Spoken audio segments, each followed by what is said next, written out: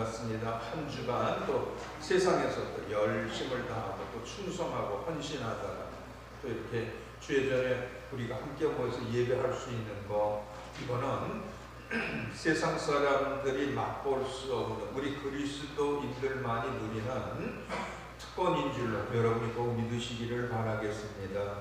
우리가 예수를 믿어 하나님의 자녀가 되어지고 천국을 사모하는 자가 되어진 것은 다 그럴 만한 이유가 있기 때문이죠. 그럴 만한 이유, 성경을 통해서 바라보면요 여러 가지가 있습니다. 하지만 그 중에 가장 중요한 것이라고 한다면 무엇이 되어지겠습니까? 아마도 우리 주님의 마지막 유언과도 같은 마태복음 28장 19절 이하의 말씀과 사도행전 1장 8절의 말씀이라고 이제 이야기할 수가 있죠. 그러므로 너희는 가서 모든 민족을 제자로 삼아 아버지와 아들과 성령의 이름으로 세례를 베풀고 내가 너희에게 분부한 모든 것을 가르쳐 지키게 하라. 오직 성령이 너희에게 임하시면 너희가 권능을 받고 예루살렘과 온 유대와 사마리아와 땅끝까지 이르러 내 증인이 되리라 하시니라. 이 두 성경 구절의 공통점이 무엇일까요? 하나님께서 우리들에게 베풀어 주신 구원의 큰 은혜와 감격을 세상에 나가 널리 알리라, 증인되어진 삶을 살아가라. 이것이 바로 두 성경 구절의 공통점이라고 말씀을 드릴 수가 있습니다. 그러므로 우리는 하나님께서 저와 여러분을 부르시고 택하시어 자녀로 삼아주신 것, 그 깊으신 뜻을 깨달아야 할 것이죠. 그러므로 우리의 삶의 터전에서 증인되어진 삶을 아름답게 이루어갈 수 있는 우리 광원동교 모두 성도들이 되시기를 예수 그리스도 이름으로 축원드립니다. 오늘 이 시간 나는 하나님 앞에 과연 어떤 그릇인가 라는 제목으로 말씀을 나누려고 합니다. 성경에서 보면은요 하나님의 일꾼들을 그릇이라고 이렇게 비유로 말씀하십니다. 왜 그릇이라고 하셨을까요? 그릇은 사람들에게 매우 유용한 도구이기 때문이죠. 먹을 것을 담아두고 또 마시게도 합니다. 저장도 하죠. 그리고 이동도 편하게 할 수 있는 요긴한 물건이 바로 이 그릇이기 때문인 것입니다. 오늘 보면 큰 집에는 이라고 시작을 합니다. 큰 집은 원어로 오이코스라고 합니다. 이것은 두 가지 의미로 사용되어지는데 먼저 넓게는 하나님 나라를 의미합니다. 그리고 좁게는요 지상에 그리스도의 몸된 교회를 의미하고 있지요. 큰 집에는 금그릇과 은그릇뿐만 아니라 나무 그릇과 질 그릇도 있어 귀하게 쓰는 것도 있고 천하게 쓰는 것도 있나니라고 되어 있습니다. 큰 집에는 크고 작고 귀하고 천한 각양각색의 그릇들이 놓여 있습니다.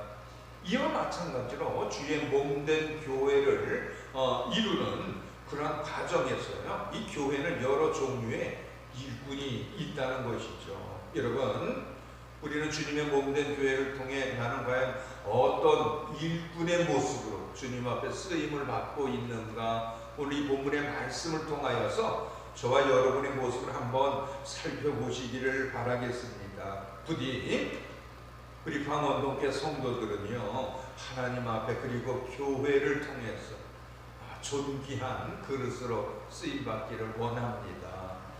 자, 그러면 과연 어떤 그릇이 귀하게 쓰임받는 그릇인가 라는 것입니다. 그 첫 번째, 쓰임받기를 사모하는 순종의 그릇이 귀한 그릇이 되어집니다. 20절, 큰 집에는 금과 은그릇뿐만 아니라 여러 그릇이 있다고 했습니다. 본문을 살펴보면은요 언뜻 보기에 금그릇과 은그릇은 귀한 그릇이야 라고 생각하고 나무 그릇과 질 그릇은 천한 그릇이겠지 라고 우리가 여겨질 때가 있다는 것입니다. 하지만 본문을 자세히 살펴보면은요 쓰는 것이라는 단어가 두 번이나 반복되어져 나옵니다. 여기 귀한 진리가 있죠. 비싼 그릇만이 귀한 그릇이고 값싼 그릇은 천한 그릇이 아니다라는 것입니다.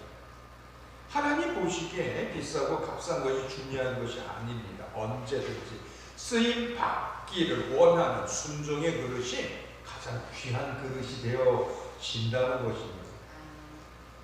진열장에 아무리 아름답게 이제 진열되어진 그릇이라고 할지라도요, 매일매일 쓰임 받지 아니한다면 그것은 귀한 그릇이 되어질 수가 없습니다. 비싼 그릇이라고 할지라도 쓰지 않고 보관만 한다면요, 귀한 그릇이 되어지지 못하는 것이죠. 비록 지금 당장 눈앞에는 화려하고 멋져 보인다라고 할지라도요, 세월이 흐르게 되어진다면은 결국 진열장의 그릇은 구식이 되고 고물이 되어질 수밖에 없는 것입니다. 옷도 마찬가지입니다. 옷처럼 유행을 잘 타는 것이 과연 어디 있겠습니까? 그런데 아껴 입겠다라고 장롱에 걸어 놓기만 한다면요, 유행이 다 지나가고 말게 되어지는 것이죠. 나는 장롱에 숨겨둔 비단이 되기보다 마루 구석에 놓여진 걸레가 되어지고 싶다라고 고백한 분이 계십니다. 3.1운동의 독립선언문을 작성한 민족 지도자 33인 가운데 한 분이신 베드로 이승훈 선생이십니다. 그분은 평소 나는 민족을 위한 걸레가 되고 싶습니다. 그래서 우리 민족에 더러운 것, 수치를 씻고 싶습니다.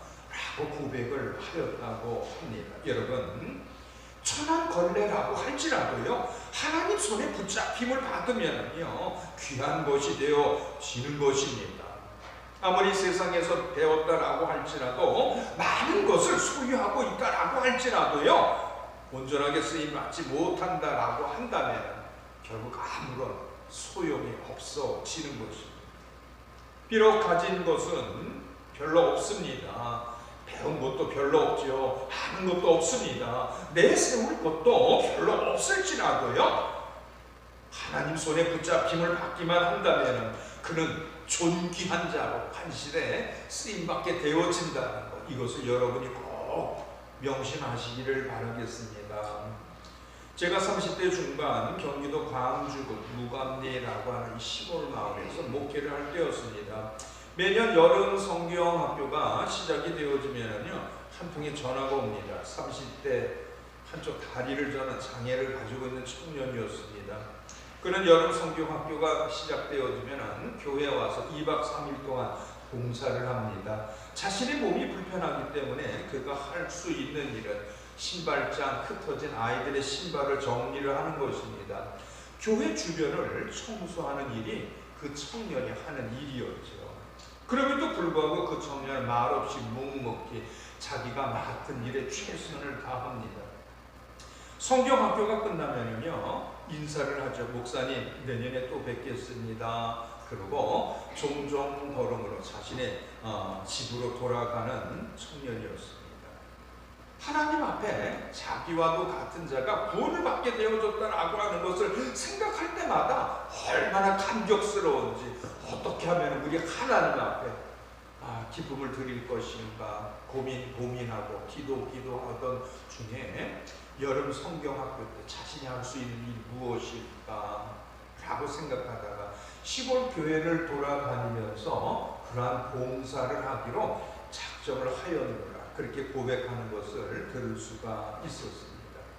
매주 토요일이면은 당시 광주 읍내입니다. 버스 종점에 가서 서울에서 내려온 과자 큰 박스 하나를 받게 되어집니다. 당시에는 오늘날처럼 택배가 잘 이루어지지 아니했던 그런 시기였습니다. 그래서 화물을 보낼 때는요, 보통 버스에 실어서 보내기도 하였죠. 그 과자 상자 안에는요, 어김없이 쪽지가 한 장 들어 있습니다. 주일학교 아이들에게 나누어 주십시오. 그리고 저의 부부를 위해서 기도해 주십시오 하는 그러한 내용의 편지였습니다. 처음에 그 과자 상자를 보내시는 무명의 이름도 모릅니다. 물질적으로 넉넉한 부자인 줄 알았습니다. 하지만 나중에 알고 보니까는요, 서울 성수동에서 아주 영세한 봉제 공장을 운영하는 부부였죠. 1년에 4차례 분기마다 전도와 의료 봉사를 오는 목사님들이 계셨습니다. 처음에 그분들은요, 이렇게 봉사활동을 다닐 수 있다는 것을 보니까는 매우 큰 교회 담임 목사님으로 생각을 했습니다. 그런데 그분들도 나중에 보니까는요, 도시에서 작은 교회를 개척하는 그러한 목사님들이었던 것입니다. 여러분, 우리가 어떻게 해서든지 하나님 앞에 쓰임 받는다, 이것이 바로 존귀한 자라는 거, 존귀한 그릇이 되어진다라고 하는 거, 여러분 꼭 명심하시기를 바라겠습니다. 어떤 분은 목사님 지금 알고 좀 형편이 좋아지면은요, 그때 열심으로 쓰임 받겠습니다 라고 이야기하는 분들이 계십니다. 하지만 우리가 기억해야 할 것이 있어요. 하나님 앞에 쓰임 받는 것은요, 내가 쓰임 받고 싶어서 쓰임 받는 것이 아니라는 거예요. 하나님이 써주실 때 그때 쓰임 받게 되어지는 것이죠. 기회를 주실 때 그 기회를 놓치지 아니하고 아멘으로 순종하는 자가 쓰임 받고 귀한 그릇이 되어지는 것입니다. 나중 형편이 좋아지면 그때 쓰임 받겠습니다 하는 자는요, 결국 안타깝지만 쓰임 받지 못합니다.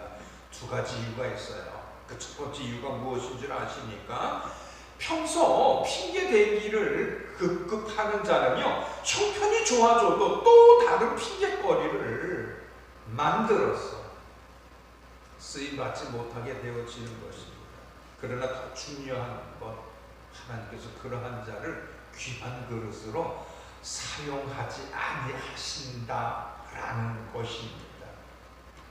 그러므로 하나님 집에 귀한 그릇, 금 그릇도 은 그릇도 아닙니다. 그리고 나무 그릇도 질 그릇도 아니죠. 정말 하나님 집에서 귀하게 쓰임받는 그릇은 언제든지 하나님 부르실 때 쓰임 받기를 사모하는, 그리고 순종하는 그릇이 귀한 그릇이라는 거 여러분이 꼭 믿으시기를 바라겠습니다. 두 번째, 어떤 그릇이 귀한 그릇이 되어질까요? 깨끗하게 준비되어진 그릇이 귀한 그릇입니다. 21절을 보니까는요, 누구든지 이런 곳에서 자기를 깨끗하게 하면 귀 쓰는 그릇이 되어 라고 기록이 되어져 있습니다. 깨끗하다, 사용되기에 충분히 완전히 깨끗한 것을 의미합니다.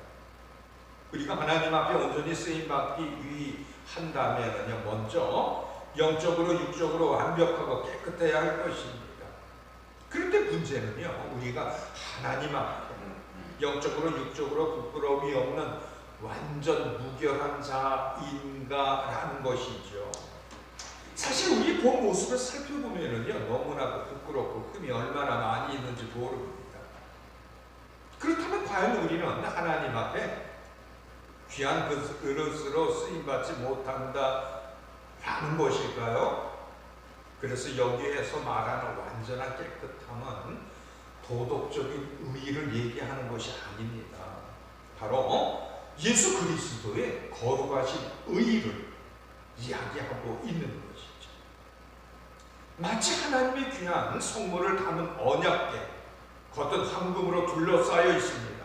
하지만 그 속은 무엇으로 이루어져 있습니까? 가시나무로 되어져 있지 아니했습니까? 우리는 보잘것없고 연약합니다. 하지만 우리 주 예수 그리스도의 거룩하신 의를 덧입으면 저와 여러분도 귀한 그릇이 되어진다는 거 믿으시기를 바라겠습니다.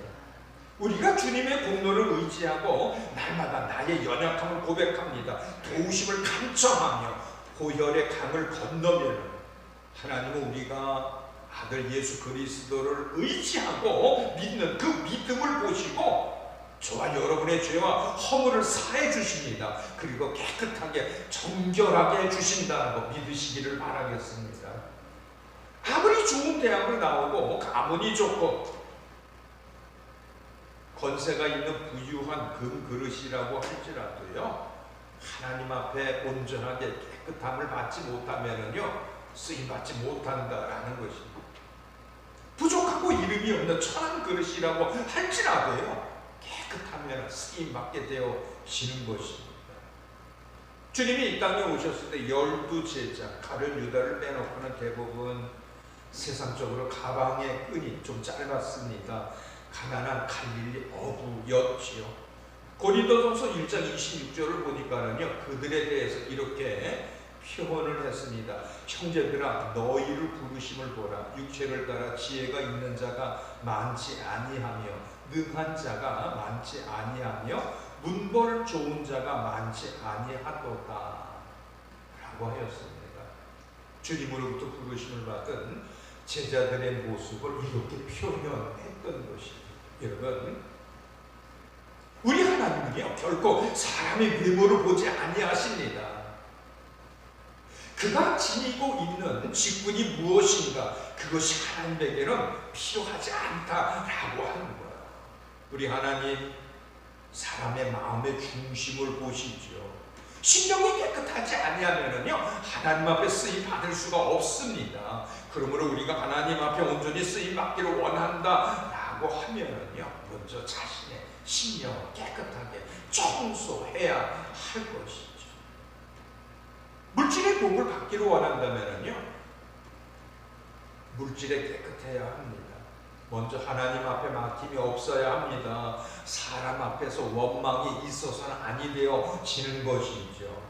하나님 앞에 드릴 것은 온전히 드려야 할 것입니다. 사람에게 줄 것은요 정확히 주어야 하는 것입니다.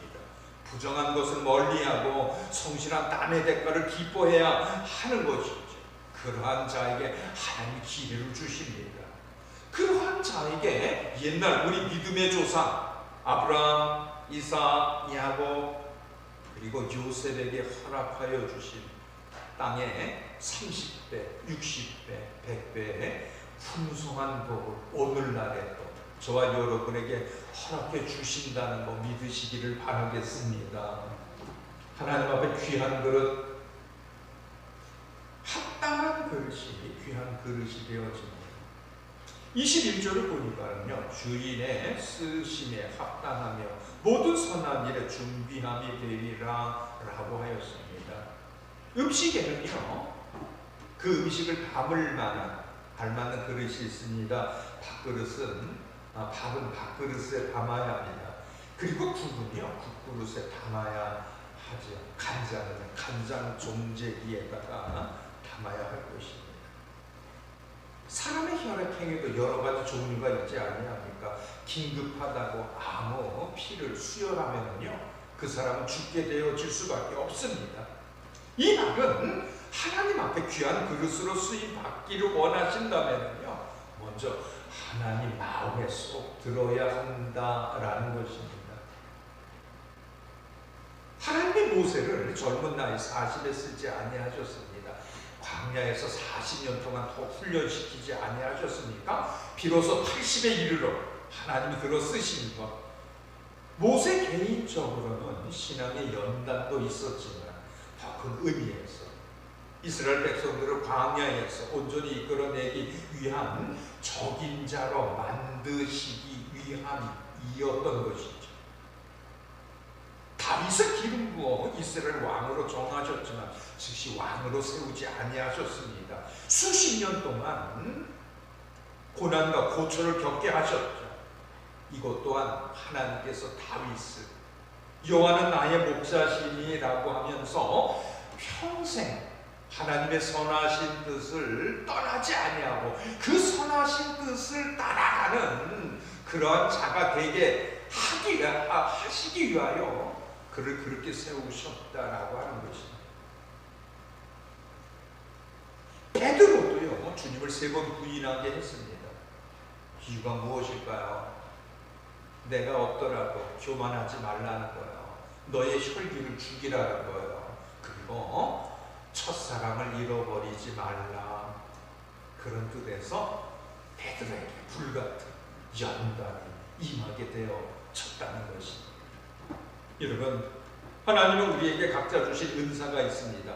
사명이 있습니다. 바로 불러주신 은사대로 사명대로 우리가 쓰임을 받아야 한다라고 하는 것이죠. 교회 내에서도요, 하나님 불러주신 대로 달란트대로 쓰임 받아야 합니다. 여러분 과연 우리 포항원동교회에 과연 하나님이 원하시는 바로 그러한 모습대로 쓰임받고 있느냐라고 하는 것이죠. 우리 교회 하나님께서 원하시는 그릇은 먼저 영적 회복을 위한 기도의 그릇이 필요합니다. 코로나 바이러스가 벌써 이제 1년이 되어져 가고 있습니다. 재작년 12월달 중국 우한에서부터 시작되어진 것이, 그때는 먼 남의 나라 이야기인 줄 알았습니다. 자, 그러나 그것이 벌써 1년이 넘어가고 있죠. 올해대로 교회 출석하지 못하는 성도들을 위해서 기도하는 기도의 그릇이 필요합니다. 몸이 불편하여 회복 중에 있는 성도들을 위해서 기도해야 합니다. 주일학교 어린이, 학생, 청년들을 위해 기도하는 그릇도 필요하죠. 그리고 각자 직분에 충성하는 그릇도 필요합니다. 1년 정도 예배가 온전히 이루어지지 못하니 교회 구석구석에 손길을 기다리는 곳들이 너무나도 많습니다. 곧이어 청년 학생 지도하신 강도사님이 서울에서 내려오게 되어집니다. 그분이 하룻밤 묵을 수 있는 공간도 꾸며야 하죠. 그러나 지금 아무것도 할 수가 없습니다. 주일학교 전도사님도 오시게 될 것입니다. 그러면 이 두 교역자가 주일날 머물러야 할 그런 사무실도 꾸며야 할 것입니다. 구역도 활성화되어야 하고 오케스트라도 시작이 되어야 하죠. 누군가 앞장서서 개점 휴업이 아니라 밴드에 들어갔더니 11월 달 올린 공지가 마지막이었습니다. 살아서 움직이는 모습이 있어야 할 것입니다. 내가 안 하면 누군가 해놓겠지가 아니죠. 하나님의 필요로 하실 때 마음의 감동이 일어나 순종하며 쓰임받는 그릇이 정말 진정한 귀한 그릇이 되어지는 것입니다. 강원도 춘천의 어느 교회 이야기죠. 건축을 해야 하는데 물질이 부족했습니다. 그때 결혼을 앞둔 한 처녀 교사가 있었습니다. 자신이 결혼할 때 쓰려고 했던 물질을 다 하나님 앞에 드립니다. 그래도 부족하니까 자신의 머리를 잘라 팔아서 헌금을 드렸습니다. 사람들이 묻습니다. 아니, 결혼을 앞두고 그 자금을 다 드리고 머리까지 깎으면 어떻게 해? 그래서 그 처녀 교사가 말합니다. 결혼은 천천히 하면 됩니다. 돈은 다시 모으면 되지요. 시간이 지나면 머리는 다시 자라게 되어질 것입니다. 이 처녀 교사의 헌신이 온 교회 헌신의 불을 지피게 되어졌습니다. 그래서 온 성도들이 함께 일어나서 교회를 아름답게 하나님 앞에 드릴 수 있었다 하는 그러한 이야기입니다. 교회 전도의 그릇도 필요합니다. 우리가 잘 알고 있는 인천 주안교회 안강자 권사님, 그가 산후우증으로 하반신 마비가 왔습니다. 의사는 회복 불능 선언했죠. 낙심과 좌절 가운데 처음으로 교회 나옵니다. 새벽 설교를 통해서 담임 목사님이 기도하실 때 빈 자리를 채워주소서, 그 모습을 보고 자신이 해야 할 일이 무엇인가를 찾았다라고 합니다. 그래서 그녀는 집으로 돌아가는 그 새벽길에 하반신이 마비되어진 상태로 길거리에서 사람들에게 전도지를 나누어줍니다. 이런 일을 새벽마다 몇 달 동안 쉬지 아니하고 하다가 보니까 어느새 자신도 모르게 다리에 힘이 붙고 일어나 걸을 수 있게 되어졌다고 합니다. 의사가 포기한 것을 하나님이 고쳐주셨다, 그렇게 감증을 했습니다. 이후 그녀는 계속 전도하여 무려 20여 년 동안 자그마치 7만 명입니다. 7명이 아니라 7만 명이다라고 하는 거예요. 그러한 생명들을 주님의 전으로 인도해냈습니다. 물론 인천 주한 장로교회는 지금 큰 교회로 성장했지요. 지역과 세계를 향하여 마음껏 섬기는 그러한 교회가 되어진 것입니다. 이제 말씀을 내주려고 합니다. 여러분은 과연 주의 몸된 교회를 통해서 우리 하나님 앞에 어떤 그릇이라고 여기십니까? 우리 광원동에 출입하는 성도들은 정말 하나님이 요긴할 때 쓰임받는 정말 귀하고 복된 그릇들이 되기를 바랍니다. 쓰임받기를 순종하는 순종의 그릇이 되십시오. 언제나 십자가 보혈의 강을 건너 깨끗하게 준비되어진 그릇이 되십시오. 하나님 마음에 합당한 필요한 곳에 쓰임받는 그릇이 되시기를 바랍니다. 주신 말씀 통하여 이 땅에서 하나님께서 허락하여 주시는 땅의 풍성한 복과 하늘의 신령한 복을 마음껏 받아 누리는 우리 사랑하는 광원동교 모든 성도들이 되시기를 우리 주 예수 그리스도 이름으로 축원드립니다.